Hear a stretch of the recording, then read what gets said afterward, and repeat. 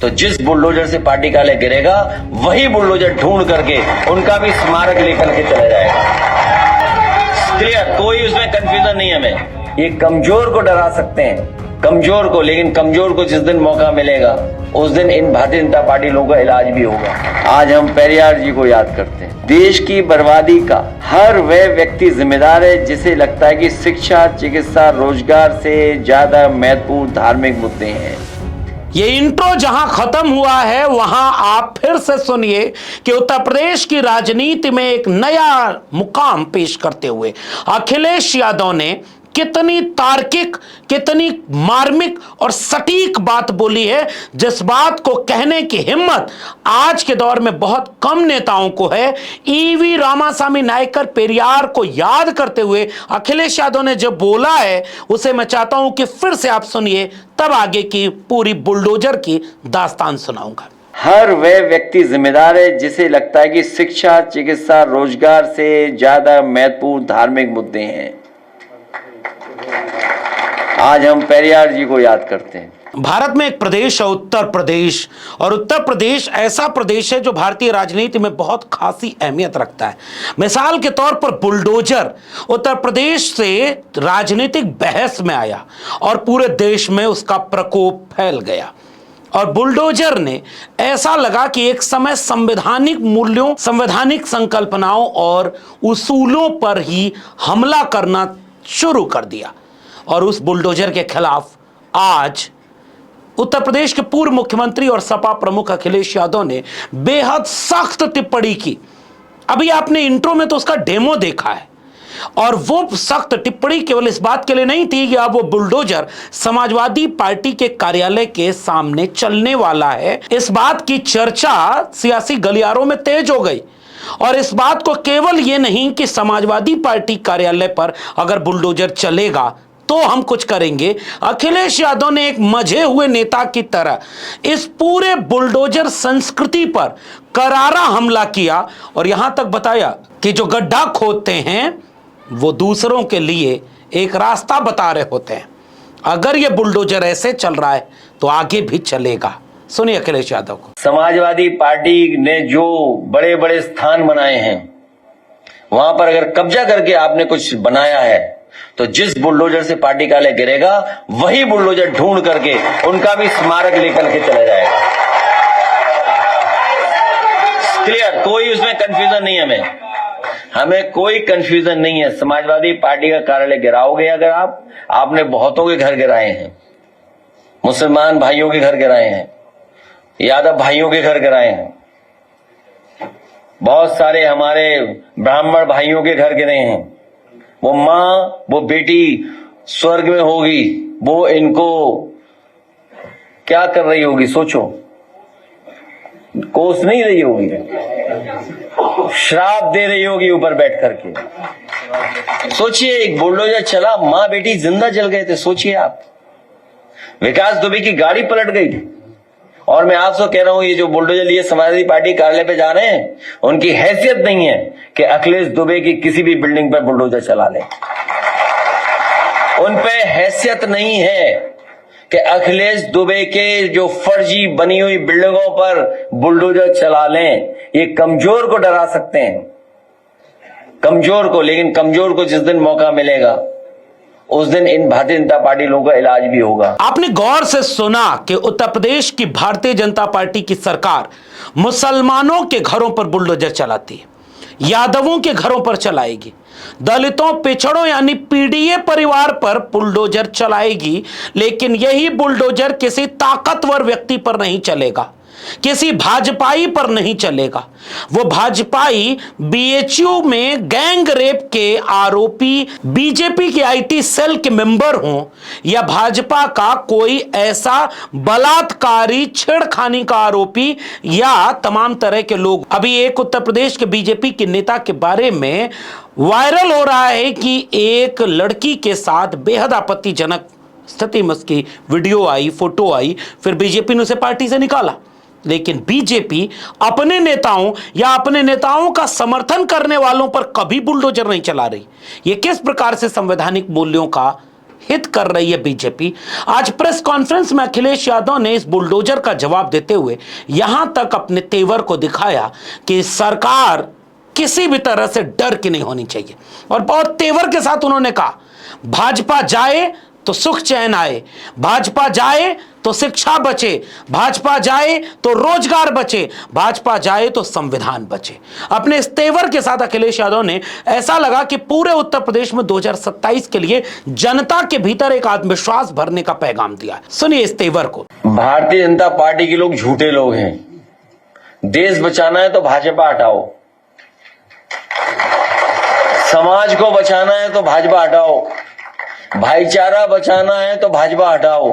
और उससे बड़ा एक मुद्दा आज प्रेस कॉन्फ्रेंस में अखिलेश यादव ने फिर से उठाया कि उत्तर प्रदेश का एक जिला महोबा और महोबा का एक मकान नंबर 803, और इस मकान नंबर 803 पर 4271 यानी 4000 से ज्यादा वोटर एक मकान नंबर में रजिस्टर्ड पाए गए। और इसके बाद अखिलेश यादव ने तंज करते हुए कहा कि बीजेपी वाले कहेंगे कि इसी के लिए तो एसआईआर हो रहा है, लेकिन एसआईआर के नाम पर क्या हो रहा है ये देश देख रहा है। एक तरह से नई वोटर लिस्ट बन रही है। और जब हम 3 जिले के लोग यहां बैठे थे तभी महोबा से हम लोगों को जानकारी मिली कि एक ही घर में सोचो कितने हजार वोट, 4000 से ज्यादा वोट बने हुए एक ही घर से, एक ही मकान से। अगर आज ये सवाल हम और आप लोग उठा रहे हैं तो सरकार और आयोग बचने के लिए ये कहेगा कि एसआईआर भी तो हम इसीलिए रिवीजन इसीलिए तो कर रहे हैं, रिवीजन होने के बाद आपकी वोटर लिस्ट को ठीक कर रहे हैं। इसका मतलब पहले से जो वोट बने हुए हैं, जो शिकायतें समाजवादी पार्टी या और पॉलिटिकल पार्टीज ने किया, उन पर कोई भी कार्रवाई चुनाव आयोग ने नहीं की। और उसका परिणाम यह हुआ कि धीरे धीरे प्रशासन का सहारा लेकर के भारतीय जनता पार्टी ने चुनाव आयोग को जुगाड़ आयोग बना दिया अपना। इस मुद्दे पर जब अखिलेश यादव ने अपनी बात रखी तो आपने गौर से सुना होगा कि उन्होंने यहां तक कहा कि एसआईआर केवल इसका निदान नहीं है, हमें एसआईआर की प्रक्रिया पर नजर रखनी होगी। आपको बताते चलें कि उत्तर प्रदेश के समाजवादी पार्टी ने चुनाव आयोग को चिट्ठी लिखी है और चिट्ठी लिख करके ये कहा है कि 2003 वाली वोटर लिस्ट, 2025 वाली वोटर लिस्ट हमें चुनाव आयोग बाकायदे मुहैया कराए और हम उसकी टैली करेंगे, हम चुनाव आयोग की मदद करेंगे। और यहां तक कहा कि हम बीएलओ के साथ साथ बीएलए पर जोर देंगे और बीएलए बनाने पर मजबूत बीएलए बनाइए ताकि वो टिके, वोट की हिफाजत करे, वोटर लिस्ट में नाम रखे और वोट डलवाने का भी काम करे। क्योंकि उत्तर प्रदेश में तो केवल वोट चोरी नहीं हो रही, वोट की डकैती हो रही है। और इसे एक बार नहीं, अखिलेश यादव ने जाने कितनी बार कहा कि ये वोट डकैती है, क्योंकि जिसका नाम वोटर लिस्ट में है उसे भी पुलिस पिस्तौल तान देती है, वोट नहीं डालने देती। बूथ पर अगर वो यादव मुसलमान या गैर भाजपाई बूथ है तो बीजेपी वहां पर हर तरह के हथकंडे अपनाती है, पुलिस प्रशासन का इस्तेमाल करती है और इसके जरिए पूरी चुनाव प्रक्रिया को प्रभावित करती है। इसका उदाहरण मिल्कीपुर, कुंदरकी से लेकर के कटहरी तक देखने को मिला और इसलिए अखिलेश यादव ने सख्त तेवर दिखाया। ये बीजेपी के पास कोई ऐसी तैयारी है कि बूथ और वोट डालने के दिन वो नकली आधार बनाने की मशीन ले आते हैं और नकली आधार बना करके वोट डाल देते हैं। मान लीजिए महोबा से खबरें आ रही हैं तो ये बात तो होगी कि वोट डाला होगा उन्होंने कहीं ना कहीं। इसलिए हम अपने कार्यकर्ताओं से आज यही उम्मीद करते हैं कि बीएलए बनाएं, मजबूत बीएलए बनाएं, एजेंट हमारे जो बूथ लेवल एजेंट जो वोटर लिस्ट पर निगरानी रख सकें, अपना वोट कटने न दें, भारतीय जनता पार्टी का वोट फर्जी बनने न दें। जिस तरीके से भारतीय जनता पार्टी ने पॉलिटिकल पार्टीज के और पॉलिटिकल पार्टी के वर्कर्स को काम ज्यादा मिल गया है, काम ज्यादा दे दिया है। आपको अपना वोट बनाना है, वोट कटने से बचाना है, वोट वोटर लिस्ट में जुड़वाना है, फिर पढ़वाने के लिए संघर्ष करना है वोट अपना, फिर वोट की निगरानी करनी है गिनने के लिए, फिर जो बाद में घोटाला करते हैं उसमें भी हमें बचना है। भारत में ऐसे नेता बहुत कम होंगे जो ये रोज प्रेस को संबोधित करें, प्रेस में अपनी बात कहें, प्रेस के सवालों का जवाब दें। मिसाल के तौर पर आज अखिलेश यादव ने अपनी प्रेस कॉन्फ्रेंस में यह भी कहा कि कैसे उन्होंने प्रतिभाशाली और तेज तर्रार कुशाग्र बुद्धि वाले विजेता विद्यार्थियों को आईपैड देने का वादा किया था, वादा पूरा किया। और उसके बाद सुनिए कैसे अखिलेश यादव ने कहा कि हम कंपनी का प्रचार तो नहीं करना चाह रहे, लेकिन हर हाथ में कलम देखेंगे, इस बात का ऐलान किया। और आज जिन बच्चों का सम्मान करने का मुझे मौका मिला, जो लखनऊ यूनिवर्सिटी के टॉपर्स थे, गोल्ड मेडलिस्ट थे, 9, 8, 6 इतने मेडल मिलने के बाद, और उन बच्चों के परिवार से मिलने का मौका मिला, और आज उन बच्चों को आईपैड से सम्मानित किया है। और इसलिए किया क्योंकि समाजवादी सरकार में लैपटॉप मिलता था। कई साथी यहां जानते होंगे, बैठे होंगे कि जो समाजवादी सरकार में लैपटॉप दिया गया था वो आज भी चल रहा है, आज भी खराब नहीं हुआ है। दुनिया के बेहतरीन टैबलेट, आईपैड, किसी ब्रांड का प्रचार नहीं कर रहा हूं, लेकिन वो बेहतर है तो इसलिए मैं दे रहा हूं। इसी तरह का दुनिया का सबसे अच्छा समाजवादी सरकार बनने पर आईपैड, या उससे आईपैड प्रचार फिर नहीं कर रहा हूं मैं, टैबलेट देने का काम समाजवादी सरकार में होगा।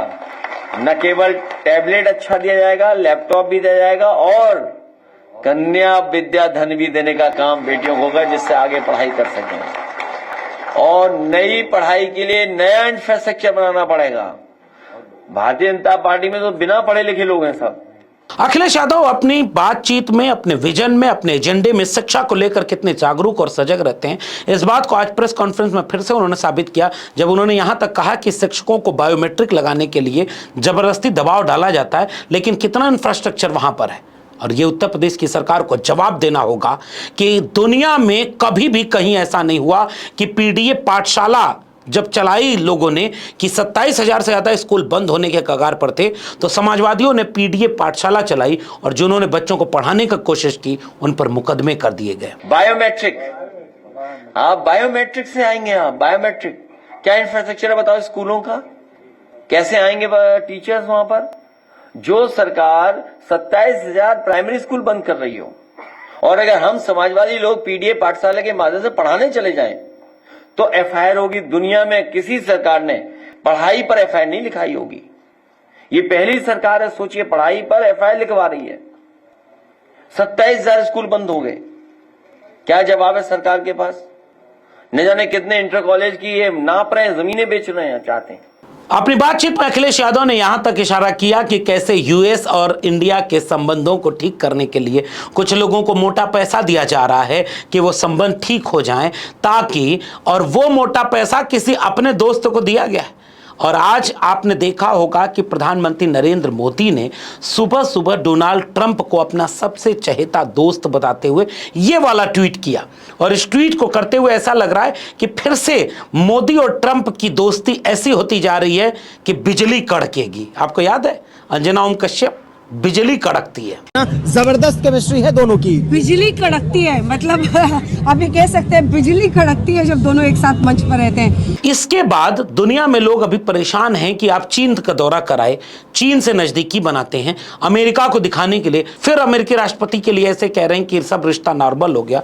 तो फिर इस पशोपेश में कहीं आप फंसे ना, अभी तक अस्पष्ट है। जानकार बताएंगे कि भारत की विदेश नीति कहां कामयाब हो रही है और कहां फेल हो रही है। अखिलेश यादव ने इस बात को जब कहा तो बहुत संजीदगी से कहा कि हमारे प्रदेश के मुख्यमंत्री से लेकर बीजेपी वालों को इस बात का पता नहीं है कि अमेरिका में सबसे ज्यादा बच्चे पढ़ने जाते हैं, तो बच्चे पढ़ने जाएं, इसका भी रास्ता खुला रहे, और हथकड़ी में बांध करके वहां से भेजे ना जाएं। देश भारतीय जनता पार्टी ने कहीं ऊंचाइयों पर नहीं पहुंचाया है। देश जितना नीचे जा सकता है लगातार नीचे ले जाने का काम भारतीय जनता पार्टी कर रही है। और आज सोचिए, जितने भी हमारे पड़ोसी देश हैं, फॉरेन पॉलिसी में हम लोग फेलियर हैं। आज हमारा बाजार पूरा चीन के हाथ चला गया, पूरा बाजार हमारा चीन के हाथ चला गया। दुनिया में अगर हम देखें सबसे ज्यादा बेरोजगार अगर कहीं तो भारत में है। अखिलेश यादव को सुनते हुए आपको लगेगा कि कैसे एक व्यक्ति कितना अपडेट है। अपडेट होते हुए उन्होंने यहां तक कहा कि कैसे गोरखपुर से लेकर के बुलडोजर वाले प्रकरण में आपने सुना कि किन किन लोगों पर कितने अन्याय अत्याचार हो रहे हैं। इसी प्रेस कॉन्फ्रेंस में उत्तर प्रदेश में होने वाले भ्रष्टाचार पर, कौन सी सड़क कितने में बनी, कौन सी सड़क में कितना भ्रष्टाचार हुआ, कौन खा रहा है, कौन कमा रहा है, और पूरी की पूरी बीजेपी भ्रष्टाचार में लिप्त हो गई है, इस बात को रोज अपने प्रेस कॉन्फ्रेंस से मीडिया को बताने का काम अखिलेश यादव करते हैं। लेकिन एक बात बताऊं मैं आपको, कभी भी उत्तर प्रदेश का कोई अखबार, कोई main stream, so called main stream TV media channel Akhilesh Yadav के उन आरोपों, उन सबूतों और उन मुद्दों पर एक लाइन की खबर नहीं बनाता जो उत्तर प्रदेश सरकार के जातिवाद, उत्तर प्रदेश सरकार के भ्रष्टाचार, उत्तर प्रदेश सरकार के प्रशासन का दुरुपयोग करने में इस तरह की उदाहरण के साथ, सबूत के साथ बातें रखते हो। लेकिन पराग से लेकर के अमूल तक कैसे उत्तर प्रदेश का एक विजनरी लीडर लोगों के सामने रखता था, और वो बात कैसे बीजेपी की सामने उन्होंने रखी कि हेमा मालिनी से लेकर के नरेंद्र मोदी तक जिस कन्नौज के प्लांट का उद्घाटन किया उसे बीजेपी ने बंद कर दिया। आप कल्पना करिए कि उत्तर प्रदेश में क्या क्या हो रहा है। और कन्नौज में उत्तर प्रदेश सरकार का पहला पराग का काऊ मिल्क प्लांट के डेयरी प्रोडक्ट्स बनाने का कारखाना प्लांट लगा था, जिसका उद्घाटन प्रधानमंत्री और हेमा मालिनी जी ने किया था। बनाया समाजवादियों ने, उद्घाटन भी हो गया। उद्घाटन का उद्घाटन किया देश के प्रधानमंत्री जी ने और हेमा मालिनी जी ने।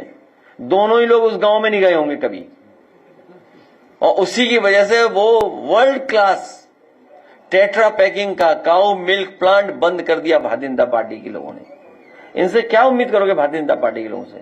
बहुत ही बेईमान लोग हैं, बहुत ही झूठे लोग हैं। इसका जवाब केवल यह होगा कि बीजेपी के एक नेता की एक वीडियो आज सोशल मीडिया पर वायरल हो रही है। बीजेपी के एक नेता ट्रेनिंग दे रहे हैं कि जब मोदी जी की रैली हो या पब्लिक में जाइए तो मोदी मोदी के नारे कैसे लगाइए, ये देखिए। लेकिन हम लोग कैसे लगाएंगे, और ध्यान रखना एक एक बात पे रिस्पांस होना चाहिए। ताली कैसे बजनी चाहिए और तालियों की गड़गड़ाहट से स्वागत कैसे होना चाहिए। मोदी जी का जब मंच पे लोग कहेंगे कि मोदी जी अब मंच पर आने वाले हैं, एंकर बोलेगा, तालियां बजना शुरू हो जाएंगी और मोदी मोदी का नारा शुरू। जरा ताली बजाइए, ताली कैसे बजाते हैं आप लोग? अभी मजा नहीं आई, कुछ लोग बजा रहे हैं, कुछ लोग नहीं बजा रहे हैं। जरा जोरदार तालियां, 5 मिनट की तालियां देखे कैसे बजाते हैं। नारा मता लो। नारे के 2 तरीके हैं। एक तो एंकर को, अरे नारा तो दिल से निकलता है, नारा तो अपने आप से निकलता है, फिर आप शुरू हो जाना। अब बदनावर में इतनी ताकत है कि जब आप बोलना शुरू करोगे तो बाकी तो बोलना शुरू ही कर देंगे। तो हमको आपको मोदी मोदी करना है। अब जरा 2 बोल के दिखाइए, मैं डायरेक्शन नहीं दूंगा, आप अपने आप से जरा नारा करके दिखाइए, बोलिए।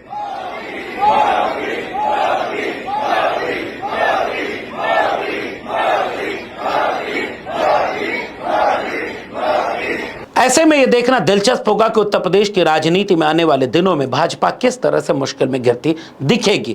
बुलडोजर से लेकर के भ्रष्टाचार, अपराध से लेकर के प्रशासन का दुरुपयोग करना, एसआईआर में एक ही मकान में 4000 से ज्यादा वोटर होना और लैपटॉप, टैबलेट और आईपैड की संस्कृति से शिक्षा की बात करना, अखिलेश यादव के इस नए रूप को उत्तर प्रदेश की जनता किस रूप में लेगी, इसका जवाब तो 27 के चुनाव परिणाम देंगे। लेकिन इतना तो तय है कि अखिलेश यादव ने एक लकीर खींच दी है। जैसे आज उन्होंने पहली बार, कमोबेश पहली बार, ईवी रामास्वामी नायकर पेरियार को याद करते हुए यह बोला जो किसी भी राजनेता के लिए आज के वक्त में बोलना इतना आसान नहीं है, क्योंकि भारतीय जनता पार्टी ने ऐसी लकीर खींच दी है कि कोई तार्किक, वैज्ञानिक और मानवतावादी विचार की बात करे तो उसे वो धर्म विरोधी, हिंदू विरोधी कह देती है। सुनिए अखिलेश यादव को कायदे से जब वो ईवी रामास्वामी नायकर पेरियार को याद कर रहे हैं। देश की बर्बादी का हर वह व्यक्ति जिम्मेदार है जिसे लगता है कि शिक्षा, चिकित्सा, रोजगार से ज्यादा महत्वपूर्ण धार्मिक मुद्दे हैं। आज हम पेरियार जी को याद करते हैं। यानी साफ संदेश है, 2027 का चुनावी रण बिल्कुल सज चुका है और अखिलेश यादव का पीडीए, उनका तेवर, उनकी तैयारियां और जनता के मुद्दों पर लगातार सक्रिय रहना इस तरह से अपने मुद्दे पर, अपने एजेंडे पर और अपने नैरेटिव पर खड़े होकर के बीजेपी को शिकस्त देना। अखिलेश यादव की इस रणनीति का बीजेपी के पास क्या जवाब है? और उसी वक्त उत्तर प्रदेश में एक वीडियो भी वायरल हो रही है कि गाजीपुर में पीला गमछा पहने हुए ओम प्रकाश राजभर जी की पार्टी के कार्यकर्ता पर पुलिस थप्पड़ बरसा रही है। और तब लोग ओम प्रकाश राजभर जी के पुराने बयान को याद कर रहे हैं कि थाने में जाओ तो पीला गमछा लेकर जाना, अपने आप सुनवाई होगी। आज पुलिस सुनवाई कर रही। इस गमछे को लगा के जाओ थाने पर। जब आप थाने पर जाओगे तो तेरी शकल में ओम प्रकाश राजभर दरोगा जी को नजर आएंगे। ये है पावर। और जाके बता देना कि मंत्री जी भेजे हैं। और दरोगा जी के पावर तो हो नहीं कि मंत्री जी से फोन करें कि भेजले उला की बाई। बोलिए है पावर। एसपी को भी पावर नहीं है, डीएम को भी पावर नहीं है। आज जिस मुकाम पे हम खड़े हैं, डीजी को भी पावर नहीं है कि वो हमसे पूछे कि आपने भेजा है कि नहीं भेजा है। संजय निषाद, ओम प्रकाश राजभर से लेकर के अनुप्रिया पटेल तक उत्तर प्रदेश में बीजेपी के साथ कहां खड़े होंगे, इसका एक नमूना तो जयंत चौधरी के इस ट्वीट को गौर से देख लीजिए। लखनऊ से लेकर के कहां तक आरएलडी आई रे। इसका वाकया केवल इतना है कि उत्तर प्रदेश में एक वीडियो वायरल थी जब समाजवादी पार्टी के गठबंधन में उत्तर प्रदेश में 2022 में जयंत चौधरी जी चुनाव लड़ रहे थे और बस पर यानी रथ पर, समाजवादी रथ पर अखिलेश यादव और जयंत चौधरी दोनों थे। तो बीच रथ पर अखिलेश यादव पीछे आकर के अपने ऑपरेटर से कहते हैं कि ये जयंत चौधरी के प्रभाव का क्षेत्र है, यहां गाना बजाओ आरएलडी आई रे।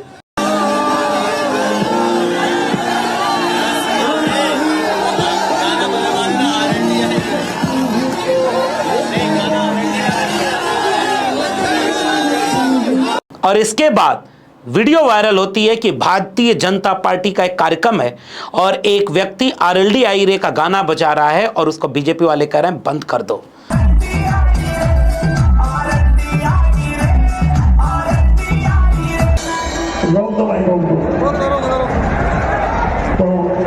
उसका जवाब देते हुए जयंत चौधरी ये ट्वीट कर रहे हैं कि आरएलडी आई रे चलता रहेगा। क्या यही चलता रहेगा? इस पर नजर रखिएगा। उत्तर प्रदेश में भी बहुत कुछ होना बाकी है, लेकिन इतना तो तय है, बुलडोजर से लेकर के लैपटॉप आईपैड तक, भ्रष्टाचार से लेकर के पीडीए के न्याय तक, अखिलेश यादव ने वो लकीर खींची है जैसे उत्तर प्रदेश की राजनीति में बीजेपी खासी मुश्किल में है। क्या होगा आने वाले दिनों में, हम इस पर नजर बनाए रखेंगे। अभी आपको क्या लगता है, इसकी टिप्पणी नीचे कमेंट बॉक्स में जरूर दीजिएगा। इस वीडियो में इतना ही। अब तक मेरे चैनल को सब्सक्राइब नहीं किया है तो जाते जाते चैनल को सब्सक्राइब करना मत भूलिए। बेल आइकॉन यानी घंटी के बटन दबाएंगे तो अगली वीडियो की सूचना मिलेगी। ज्वाइन करेंगे तो हमें ताकत और हिम्मत मिलेगी ताकि हम बेबाकी से अपनी बात कहते रहें। अगर आप इस वीडियो को ट्विटर यानी एक्स या फेसबुक पर देख रहे हैं तो हमें फॉलो करना मत भूलिए। फिर मिलेंगे, तब तक के लिए बहुत बहुत धन्यवाद।